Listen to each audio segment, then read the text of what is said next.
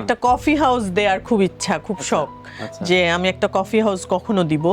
খুব সম্ভবত বাচ্চারা বড় হয়ে গেলে একটা সময় 2 লাখ 3 লাখ টাকা আমরা নাটক করতাম। এখন কিন্তু আপনি জানেন কি 30-35 লাখ টাকায়ও নাটক হয়। না, রেস্টুরেন্টটা আমার এখনো করতে চাই। আমার একটা কফি হাউস দেওয়ার খুব ইচ্ছা, খুব শখ যে আমি একটা কফি হাউস কখনো দিব।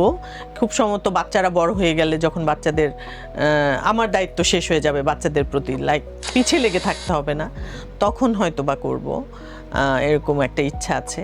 আর অ্যাক্টিংটা করতে চাই, ওই যে বললাম যে অ্যাক্টিংটা তখন আর ভাল লাগে না যখন দেখা যায় অনেক রাত হয়ে যায়, সবাই এত রাত করে, তারপরে এখনো পর্যন্ত পরিবেশটা মানে কমফোর্টেবল পরিবেশটা ডিরেক্টররা ভাবে না যে আর্টিস্টদের জন্য একটা কমফোর্টেবল পরিবেশ লাগে।